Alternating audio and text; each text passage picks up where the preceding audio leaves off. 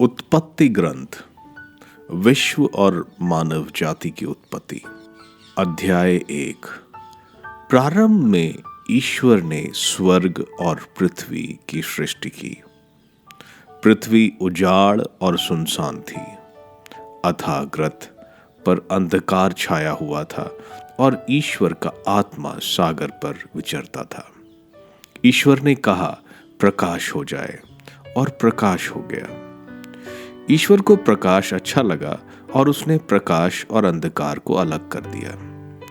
ईश्वर ने प्रकाश का नाम दिन रखा और अंधकार का नाम रात। संध्या हुई और फिर भोर हुआ, यह पहला दिन था। ईश्वर ने कहा, पानी के बीच एक छत बन जाए जो पानी को पानी से अलग कर दे, और ऐसा ही हुआ। ईश्वर ने एक छत बनाई और नीचे का पानी और ऊपर का पानी अलग कर दिया। ईश्वर ने छत का नाम आकाश रखा। संध्या हुई और फिर भोर हुआ, यह दूसरा दिन था। ईश्वर ने कहा, आकाश के नीचे का पानी एक ही जगह इकट्ठा हो जाए और थल दिखाई पड़े, और ऐसा ही हुआ।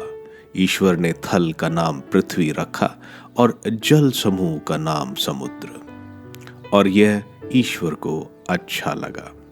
ईश्वर ने कहा, पृथ्वी पर हरियाली लहलहाए, बीजदार पौधे और फलदार पेड़ उत्पन्न हो जाए, जो अपनी अपनी जाति के अनुसार बीजदार फल लाए, और ऐसा ही हुआ। पृथ्वी पर हरियाली उगने लगी, अपनी अपनी जाति के अनुसार बीज पैदा करने वाले पौधे और बीजदार फल देने वाले पेड़, और यह ईश्वर को अच्छा लगा। संध्या हुई और फिर भोर हुआ, यह तीसरा दिन था। ईश्वर ने कहा, दिन और रात को अलग करने के लिए आकाश में नक्षत्र हों, उनके सहारे पर्व निर्धारित किए जाएं और दिनों तथा वर्षों की गिनती हो। वह पृथ्वी को प्रकाश देने के लिए आकाश में जगमगाते रहे, और ऐसा ही हुआ।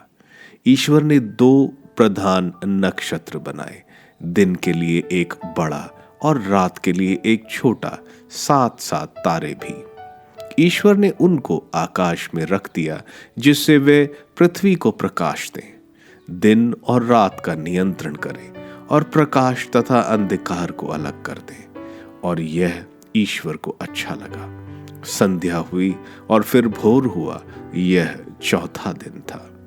ईश्वर ने कहा, पानी जीव जंतुओं से भर जाए और आकाश के नीचे पृथ्वी के पक्षी उड़ने लगे। ईश्वर ने मकर और नाना प्रकार के जीव जंतुओं की सृष्टि की जो पानी में भरे हुए हैं, और उसने नाना प्रकार के पक्षियों की भी सृष्टि की, और यह ईश्वर को अच्छा लगा। ईश्वर ने उन्हें यह आशीर्वाद दिया, फलो फूलो, समुद्र के पानी में भर जाओ और पृथ्वी पर पक्षियों की संख्या बढ़ती जाए। संध्या हुई और फिर भोर हुआ, यह 5वां दिन था।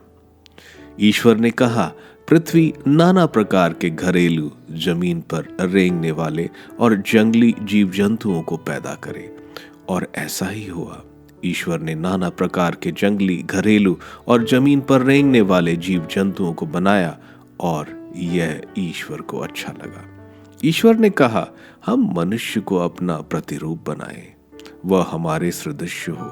वह समुद्र की मछलियां, आकाश के पक्षियों, घरेलू और जंगली जानवरों और जमीन पर रेंगने वाले सब जीव जंतुओं पर शासन करे।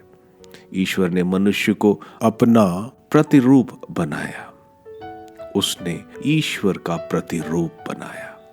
उसने नर और नारी के रूप में उनकी सृष्टि की। ईश्वर ने यह कहकर उन्हें आशीर्वाद दिया, फलो फूलो, पृथ्वी पर फैल जाओ और उसे अपने अधीन कर लो। समुद्र की मछलियों, आकाश के पक्षियों और पृथ्वी पर विचरने वाले सब जीव जंतुओं पर शासन करो।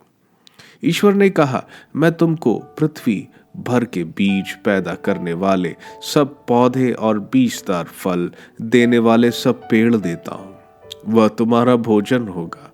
मैं सब जंगली जानवरों को, आकाश के सब पक्षियों को, पृथ्वी पर विचरने वाले जीव जंतुओं को उनके भोजन के लिए पौधों को हरियाली देता हूं। और ऐसा ही हुआ। ईश्वर ने अपने द्वारा बनाया हुआ सब कुछ देखा और यह उसको अच्छा लगा। संध्या हुई और फिर भोर हुआ। यह छठा दिन था।